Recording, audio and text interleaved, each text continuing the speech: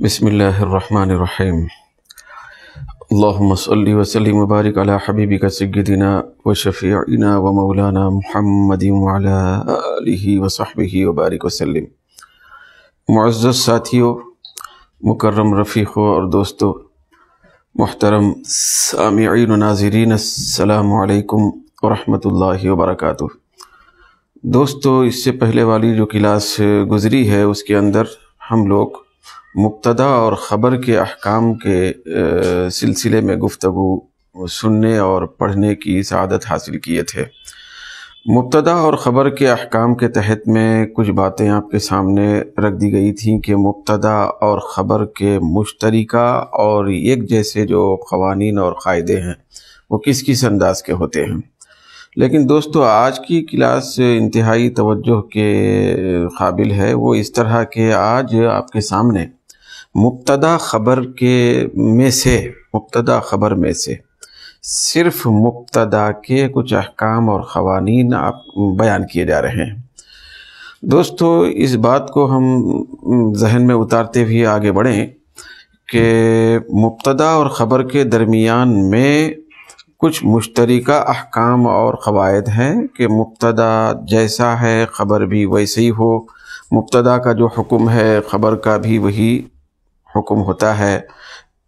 جیسے مثال کے طور پر دوستو، مبتدا اگر واحد ہے تو خبر بھی واحد ہوگی، مبتدا تثنیہ ہے تو خبر بھی تثنیہ، مبتدا جمع ہے تو جمع، مذکر ہے تو مذکر، مؤنث ہے تو مؤنث۔ یہ مساویانہ قواعد ہیں، پھر احکام ہیں۔ لیکن آج کی کلاس کے اندر دوستو ہم صرف خاص طور پہ مبتدا کے احکام کو پڑھنے جا رہے ہیں۔ پھر اسی طریقے سے دوستو خبر کے بھی کچھ خاص احکام ہوتے ہیں، اس کو ہم خبر کی بحث میں پڑھیں گے۔ تو ہم کو یہ خاکہ ذہن میں رکھنا ہے کہ مبتدا اور خبر کے دونوں کے مشترکہ کچھ قواعد اور اصول ہیں۔ پھر اس سے ہٹ کر مبتدا کے خاص طور پر کچھ الگ قواعد ہیں، پھر خبر کے کچھ الگ سے احکام ہیں۔ تو مبتدا کے احکام کو ہم انشاءاللہ تبارک و تعالی آج کچھ حد تک پڑھنے کی کوشش کریں گے۔ دوستو، جیسا کہ آپ یہاں پر ملاحظہ فرما رہے ہیں کہ مبتدا کے احکام یعنی خبر کے نہیں ہیں، اس میں مبتدا کے احکام کے تحت میں دوستو یہاں پہ لکھا ہوا ہے صریح مبتدا۔ یہ مبتدا کا حکم ہے، مبتدا کا ایک قاعدہ ہے کہ مبتدا کھلا واضح لفظ کے ساتھ مبتدا ہوتا ہے، صریح مبتدا ہوتا ہے، واضح مبتدا ہوتا ہے۔ صریح مبتدا اور واضح مبتدا کا مطلب یہ ہے کہ وہ جو مبتدا کا لفظ ہے وہ کوئی ضمیر نہیں ہوتی، وہ جو مبتدا کا لفظ ہے وہ کوئی دوسرے انداز سے مراد لیا ہوا نہیں ہوتا، بلکہ کھلم کھلا لفظ ہوتا ہے، اسم ہوتا ہے اور وہ مبتدا بنتا ہے۔ جیسے کہ دوستو یہاں پہ دیکھیے، اس کے بالکل متوازی مثال یہاں پہ لکھی گئی ہے، السخی محبوب۔ یہ مبتدا، وہ مبتدا جو بالکل صراحت کے ساتھ وضاحت کے ساتھ موجود ہوتا ہے، اس کی مثال بھیا السخی محبوب۔ سخی پیارا ہے، سخی جو ہے وہ پیارا ہے۔ تو اس کے اندر یہ جو لفظ ہے نا دوستو، السخی کا جو لفظ ہے یہ واضح طور پر کھلم کھلا مبتدا ہے، یہ اسم ہے، کھلا کھلا وہ مبتدا ہے، صریح لفظ واضح اسم وہ مبتدا بن رہا ہے۔ تو اس طرح مبتدا صریح بھی ہوتا ہے۔ پھر اس کے نیچے دوستو یہاں لکھا ہوا ہے ضمیر منفصل مبتدا، یعنی مطلب ایسا مبتدا جو کوئی کھلم کھلا واضح طور پر صریح طور پر اسم نہ ہو، بلکہ ضمیر منفصل مبتدا بنے۔ ضمیر متصل تو مبتدا نہیں بن سکتی، ضمیر منفصل بالکل الگ تھلگ جو ضمیر ہوتی ہے، اکیلی، کسی سے جڑی ہوئی نہیں ہوتی ہے، کسی کے ساتھ ملی ہوئی نہیں ہوتی ہے، بالکل تنہا اکیلی جو ضمیر ہوتی ہے وہ ضمیر منفصل کہلاتی ہے۔ تو ایسی ضمیر مبتدا بننا یہ ایک مبتدا کی صورت ہے۔ جیسے مثال کے طور پر دوستو یہاں ہے انت ولدن، تو اس کے اندر دوستو یہ دیکھیے بھائی انت یہ ضمیر ہے، تو لڑکا ہے، تو یہ انتا کا جو لفظ ہے یہ اس طریقے کا کوئی اسم نہیں ہے، سخی، بھائی ابراہیم، حامد، غریب، مالدار، اس طرح کے الفاظ نہیں ہیں، بلکہ یہ ضمیر ہے، ضمیر۔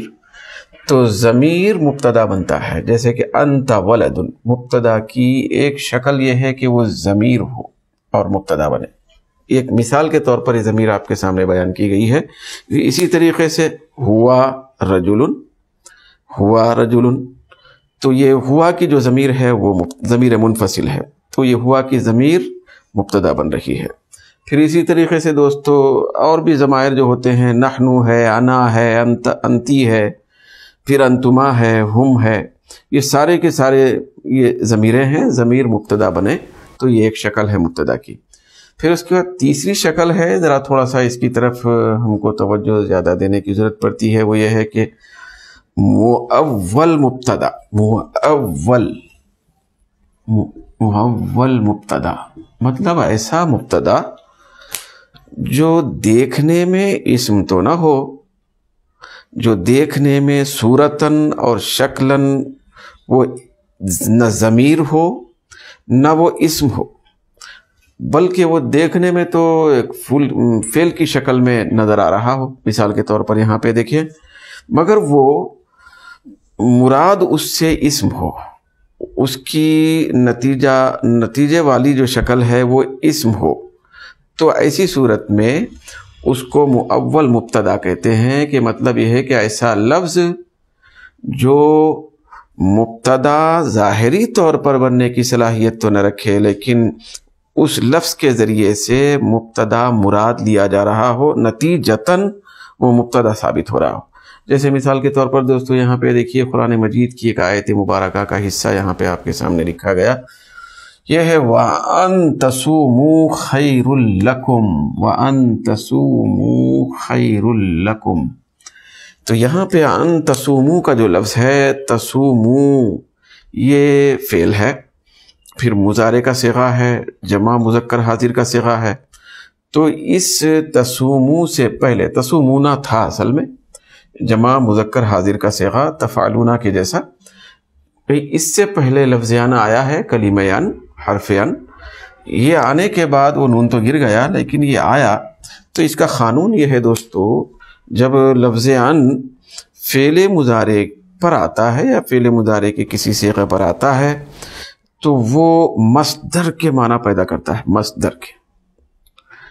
مصدر کے یعنی مطلب یہ ہے کہ وَأَن تَصُومُوا کہ تم روزہ رکھیں، تمہارے لیے بہتر ہے تم روزہ رکھو، تو یہاں پہ مراد کہ تم روزہ رکھو سے مراد روزہ رکھنا، تمہارا روزہ رکھنا، یہ مصدر کے معنی ہوتا ہے۔ صورتاً وہ فعل، لیکن معنی ہوتا ہے اس کے حقیقتاً مصدر کے، تو یہ لفظ فعل کے اعتبار سے دکھائی دے رہا ہے، لیکن اس سے مراد مصدر ہے۔ تو ایک لفظ بول کر اس سے کوئی دوسری چیز مراد لی جائے تو اسی کو تعویل کہتے ہیں، جب مراد لیا جائے تو اس کو مؤول کہتے ہیں، پھر ایسا مراد لینے کو تعویل کہتے ہیں۔ ایک لفظ بولا جائے، بولنے کے بعد اس سے کوئی دوسرا مفہوم مراد لیا جائے تو اسی کا نام کیا ہے؟ تعویل ہے، اور ایسا مراد لیا ہوا مؤول کہلاتا ہے۔ تو دوستو یہ جو ان تصوموا کا لفظ ہے، یہ صیغہ ہے، تو یہ بولا جا رہا ہے فعل، اور روپ اور شکل اس کی فعل کی ہے، اور حقیقت میں بھی فعل ہے، لیکن ان داخل ہونے کے بعد چونکہ وہ مصدر کے معنی کر دیتا ہے، پھر مصدر اسم ہوتا ہے، مصدر جو ہے نا وہ اسم ہوتا ہے۔ تو یہاں پہ ان تصوموا یہ جو لفظ ہے، اس سے مراد ہے صومکم، یہ مراد دیا جا رہا ہے۔ تصوموا، ان تصوموا بولا جا رہا ہے، پھر اس کی تعویل اور اس کی مراد صومکم ہو رہی ہے، صومکم یعنی تمہارا روزہ رکھنا تمہارے لیے بہتر ہے۔ تو اس طرح یہ جو ان تصوموا کا لفظ ہے، جس کی مراد صومکم ہے، تو اس کو مبتدا مؤول کہتے ہیں، یعنی ایک بولا گیا اور اس سے مراد دوسرا لیا گیا اور وہ مبتدا کی پوزیشن ہے۔ تو صومکم یہ تو اسم ہے، तुम्हारा रोज़ा रखना तुम्हारे लिए बेहतर है, तो ये मुब्तदा हो गया, मुब्तदा बनने की सलाहियत इसमें हो जाती है, फिर ये मुब्तदा बन जाता है। तो इस तरह के जो भाई अल्फाज होते हैं तो वो भी मुब्तदा बनते हैं। मुब्तदा बनने के लिए भाई इस्म होना है, चाहे ज़मीर की शक्ल में हो या तो सरीह लफ्ज़ इस्म हो, वजाहत वाला इस्म हो, लेकिन यहाँ पे फ़ेल है, लेकिन इसके बावजूद चूँकि ये इसकी तावील है, इसका मतलब दूसरा है, वो है सौमुकुम, तो इस मतलब के एतबार से इसको मुब्तदा बनाया जा रहा है, तो ये मुब्तदा है। तो ये अंतसूमू मुब्तदा होगा, खैरुल लकुम उसकी खबर होगी। तो यहाँ तक हमको 3 चीज़ें मालूम हुई दोस्तों। कभी कभी मुब्तदा वाज़ेह इस्म के रूप में होता है, कभी मुब्तदा ज़मीर बनता है, कभी मुब्तदा मुअव्वल होता है, तावील किया हुआ और मुराद लिया हुआ होता है। यहाँ तक तो हम पहुँचे दोस्तों। उसके बाद दोस्तों यहाँ नीचे लिखा हुआ है मुब्तदा, उसके बाद 2 तीरा यहाँ पे रखे गए हैं, लिखे गए, तो देखिए अल्हम्दुलिल्लाह। तो मुब्तदा, उसके बाद यहाँ पे लिखा गया है नीचे उस लफ्ज़न मरफू, फिर इधर लिखा गया है इधर लकीर के नीचे महल्लन मरफू। यानी मुब्तदा की ये भी कुछ शक्लें होती हैं, ये भी उसका कुछ अहकाम है। मुब्तदा के तहत में जो 2 अल्फाज लिखे गए हैं, तो इससे भी कुछ चीज़ मुब्तदा के बारे में बताना मकसूद है, उसका कुछ हुक्म बताना मकसद। मुब्तदा लफ्ज़न मरफू होता है। इससे पहले हमको ये जानकारी हासिल हुई थी कि मुब्तदा जो होता है वो मारिफा होता है, ख़ास होता है। फिर मुब्तदा को पेश आता है, रफ़ा होता है, उसको ज़बर नहीं ज़ेर नहीं, उसको पेश आता है, मरफू होता है। तो मुब्तदा जो मरफू होता है, पेश वाला होता है, तो हालत रफ़ई में जो होता है तो उसकी 2 हैसियतें होती हैं भाई। एक है लफ्ज़न मरफू, यानी मुब्तदा हो और मुब्तदा के ऊपर वाक़ियातन दिखने में लिखने में वो पेश आ रहा हो, तो वो हो गया कुल्लम खुल्ला लफ्ज़ी तौर पर मरफू, पेश वाला। लफ्ज़ी तौर पर बिल्कुल मरफू है, उसके ऊपर पेश आ रहा। जैसे मिसाल के तौर पे देखिए दोस्तों, ये लफ्ज़न मरफू की ये मिसाल है। इस मिसाल के अंदर देखिए अलमदीनतु, अलमदीनतु कबीरतुन, शहर बड़ा है। तो ये लफ्ज़ जो है ना अलमदीनतु, ये मुब्तदा है। इस मुब्तदा पर खुल्लम खुल्ला पेश आ रहा है, पेश आ रहा है। तो लफ्ज़ी तौर पर लिखा हुआ है वहाँ पर पेश और नज़र आ रहा है, तो इसको कहते हैं लफ्ज़न मरफू, है ना, मतलब ऐसा पेश वाला है ये मुब्तदा जो लफ्ज़ों में दिखाई दे रहा है उसका पेश। तो एक शक्ल तो ये हो गई। दूसरी शक्ल ये है दोस्तों महल्लन मरफू। महल्लन मरफू का लफ्ज़ ये यहाँ पे हम देखने के बाद हम सीधे चलते हैं यहाँ, ये देखिए यहाँ पर, तो ये महल्लन मरफू जो है, तो महल्लन मरफू में उसके तहत में 3 इस तरह लकीरें डालकर 3 चीज़ें यहाँ पे जिक्र कर दी गई है। यहाँ पे कोई ख़ास क़ायदा बताना मकसद है। महल्लन मरफू आखिर कहते किसको हैं? महल्लन दोस्तों, महल कहते हैं जगह को, लफ्ज़ कहते हैं जो बोलने में लिखने में आ रहा है। तो महल का मतलब जगह। इससे बताना ये मकसद है कि मुब्तदा कभी पेश की हालत में तो पेश की हालत में रहता है, मरफू रहता है, उसको पेश आता है, लेकिन लफ्ज़ी तौर पर वो कुछ और, उसके ऊपर कुछ और एराब दिखाई देता है, मगर पोजीशन और महल और जगह के एतबार से उसको पेश होता है, पेश माना और जाना जाता है। भाई अगरचे लफ्ज़ों में वहाँ पे कोई दूसरा इराब आता है, वक्ती तौर पर लफ्ज़ों में दूसरा इराब है। मिसाल के तौर पर मुब्तदा है वो, लेकिन मुब्तदा ऐसा है कि उसके ऊपर ज़ेर आ रहा है, मुब्तदा ऐसा है कि उसके ऊपर ज़बर आ रहा है, ज़ेर आ रहा है, ये ज़बर आ रहा है। तो यहाँ पे और आम तौर पे जो मिसालें गुज़रती हैं कि वो मुब्तदा जो है ना वो ज़ेर वाला होता है, तो ज़ेर वाला होकर भी وہ پیش والا سمجھا جاتا ہے. تو اس کو کہتے ہیں دکھنے میں اور لفظ میں وہ مرفوع مجرور ہے یعنی زیر والا ہے، لیکن محل اور مقام کے اعتبار سے وہ پیش والا ہے. تو اس کو کہتے ہیں محلن مرفوع مبتدا. بھائی ایسا مبتدا جو منصب، جگہ اور مقام کے حساب سے تو پیش والا ہے، لیکن لکھا ہوا وہاں پہ پایا جا رہا ہے زیر، تو اس کو بھی مبتدا کہتے ہیں. اس طرح دیکھیں دوست، وہ کب ہوتا ہے؟ اس کی عام طور پر 3 صورتیں ہوتی ہیں، بلکہ ایک صورت آپ ذہن میں رکھیں.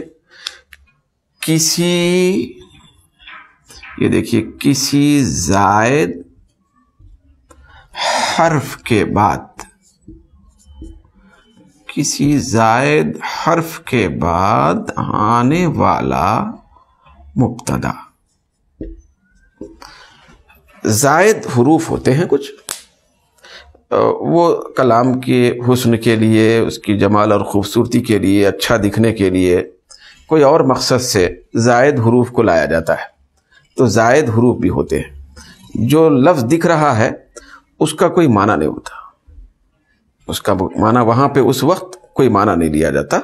وہ زائد ایسے ہی تحسین کلام کے لیے وغیرہ وغیرہ کے لیے وہ لایا جاتا ہے. جیسے مثال کے طور پر دیکھیے، زائد حروف جو ہے یہاں پہ جو لکھے گئے ہیں وہ ہے با، پھر ایک ہے ربا، پھر ایک ہے من. تینوں کا تعلق حروف جارہ سے، تینوں کا تعلق حروف جارہ سے ہے. حروف جارہ کی برادری سے یہ تعلق رکھتے ہیں. با حروف جارہ میں سے با و تاؤ با ہے، تو با کا ایک معنی ہوتا ہے، با کا ایک ترجمہ ہوتا ہے، ایک مفہوم ہوتا ہے. لیکن یہی با جو حروف جارہ میں سے ہے وہ زائد طور پہ ایسے ہی آ جاتا ہے، معنی دینے کے لیے نہیں آتا، زائد ایسے ہی آ جاتا ہے. پھر اسی طریقے سے یہ جو ربا کا لفظ ہے دوستو، ربا بھی حروف جارہ میں سے ہے. با و تاؤ کاف و لام و واو منتو مذقلا ربا حاشا، ربا یہ حروف جارہ میں سے ہے. پھر اسی طریقے سے دوستو یہ من ہے، با و تاؤ کاف و لام و واو منتو مذقلا ربا حاشا من عدا، من یہ من بھی حرف جر ہے. تو یہ تینوں حروف با، ربا، پھر من، یہ حروف جارہ سے تعلق رکھتے ہیں. چونکہ ان کا تعلق حروف جارہ سے ہے اور یہ حروف جارہ ہیں. پھر حروف جارہ کا کام کیا ہے؟ حروف جارہ کا کام ہے اپنے بعد والے لفظ کو زیر دینا. وہ اسم پر داخل ہوتے ہیں اور اس کو زیر دیتے ہیں. تو یہ اپنا کام کر رہے ہیں. یہاں پہ دیکھیے، با زائدہ جب وہ داخل ہوتا ہے تو زیر دیتا ہے. یہاں پہ بھی زیر دیا ہے. جیسے یہاں مثال ہے، دیکھیے، بِحَسْبِكَ اللَّهُ، بِحَسْبِكَ، یہ حسبی یہ ایک لفظ ہے، اس سے پہلے با حرف جر داخل ہوا ہے، تو وہ داخل ہونے کی وجہ سے حسبی کو زیر آ رہا ہے کیونکہ حرف جر داخل ہوا. بِحَسْبِكَ اللَّهُ میں حسبی کو زیر کیوں آ رہا ہے؟ وہ اس لیے آ رہا ہے کہ اس سے پہلے حرف جر با داخل ہوا ہے. داخل ہوا ہو کہ وہ اپنا کام کر رہا ہے، زیر دے رہا ہے. لیکن دوستو یہاں پہ جو با حرف جر ہے یہ اپنے معنی مخصوص کو بتانے کے لیے نہیں ہے، بلکہ یہ زائد ہے، زائد طور پہ لایا گیا ہے. حسبک اللہ کہنے کے بجائے اس کا ترجمہ ہوتا بھائی اللہ تعالیٰ تجھے کافی ہے، تجھے کافی اللہ تعالیٰ کی ذات. تو حسبک اللہ کہنے کے بجائے حسبک اللہ بھی بولا جاتا ہے. تو اس وقت تو حسبکا کا لفظ کھلم کھلا مبتدا ہے اور اس کو پیش آ رہا ہے، مبتدا کا جیسا رفع دکھائی دے رہا ہے. لیکن کبھی کبھی ایسا ہوتا ہے کہ وہی حسبکا ہے تو اس سے پہلے با حرف جر زائد طور پہ لایا جاتا ہے، ضرورت کے طور پہ نہیں. یہ اچھا دکھنے کے لیے لایا جاتا ہے. حسبکا کے بجائے بھی حسبکا، تو یہ با لایا گیا ہے حرف جر، مگر یہ زائد ہے. تو زائد بھی آئے تو وہ اپنا کام تو کرتا ہے، زیر دیتا ہے، لیکن اس کو زائد سمجھا جاتا ہے. مطلب یہ ہے کہ بی حسبکا کہنے اور بولنے میں تو آ رہا ہے لیکن وہ زائد ہے. مطلب یہ ہے کہ حسبکا مراد.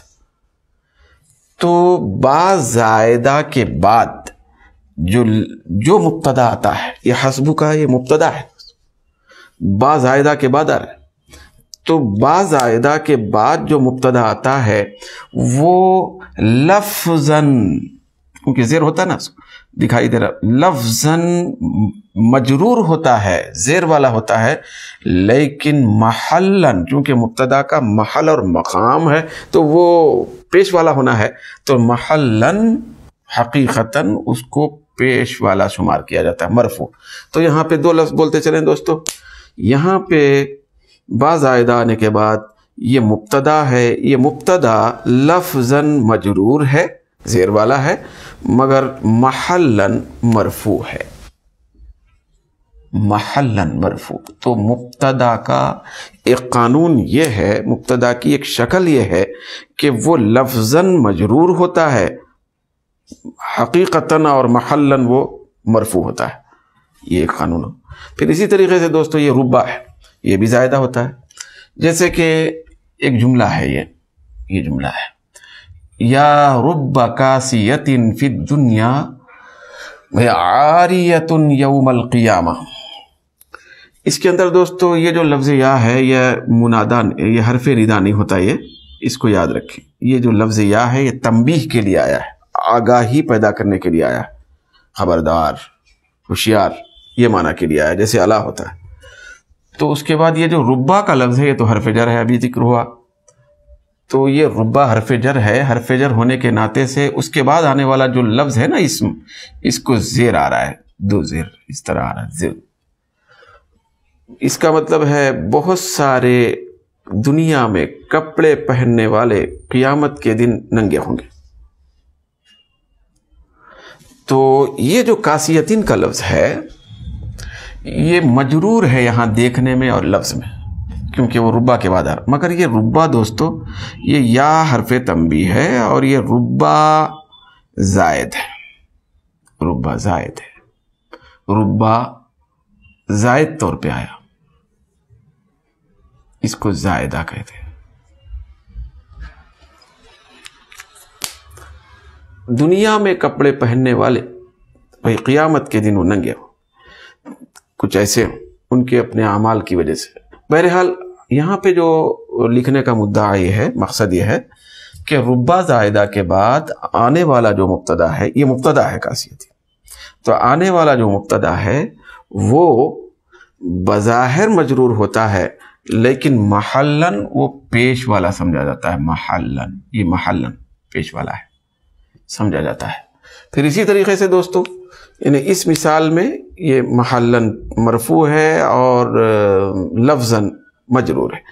اس میں بھی دیکھیں تو حل من خالق غیر اللہ، حل من خالق غیر اللہ، تو یہاں پہ بھی دیکھیے من ہے، من کے بعد خالقین کا لفظ آیا ہے، لازمی ہے بات ہے کہ من حرف جر ہے تو اس کے بعد والا جو لفظ ہے اس کو زیر آئے گا، یہ من زیر دیتا ہے، حرف جر ہے، لیکن یہاں پہ لفظاً خالقین ہے حرف جر کے بعد ہونے کی وجہ سے، مگر یہ جو من ہے یہ زائدہ ہے، یہ زائدہ ہے، زائد طور پہ آیا۔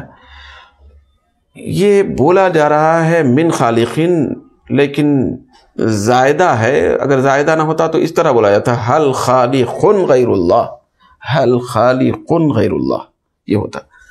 تو یہاں پہ من زائدہ ہے، من ہونے کی وجہ سے زیر آ رہا، لیکن وہی بات ہے کہ لفظاً مجرور ہے، یہ زیر والا ہے، لیکن محلاً، کیونکہ یہ مبتدا کی جگہ میں ہے، مبتدا اس کا محل ہے، منصب اس کا مبتدا ہے، تو لہذا یہ محلاً مرفوع سمجھا جائے گا، مرفوع ہے۔ تو دوستو ہم کو یاد رکھنا یہ ہے کہ مبتدا کے کئی روپ ہوتے ہیں، کئی انداز ہوتے ہیں، جس میں سے ایک خاص انداز یہ ہے جو آج ہمارے پڑھنے میں آیا، وہ یہ ہے کہ مبتدا لفظی طور پر وہاں پہ مجرور ہوتا ہے، لیکن محلی طور پر اور حقیقی طور پر وہ مرفوع ہوتا ہے، مجرور ہونے کے باوجود اس کو مرفوع سمجھا جاتا ہے، وہ مرفوع شمار کیا جاتا ہے۔ تو اس طرح دوستو خاص مبتدا کے بارے میں کچھ باتیں آپ کے گوش گزار کر دی گئیں اور آپ کے سامنے بیان کی گئیں۔ تو انشاءاللہ تبارک و تعالیٰ ایک نئے سبق کے ساتھ بطور خاص خبر کے خاص احکام کیا ہیں اس کو لے کر پھر دوبارہ حاضری ہوگی۔ اللہ تعالیٰ ہم سب کو علمی برکتوں سے مالا مال فرمائے۔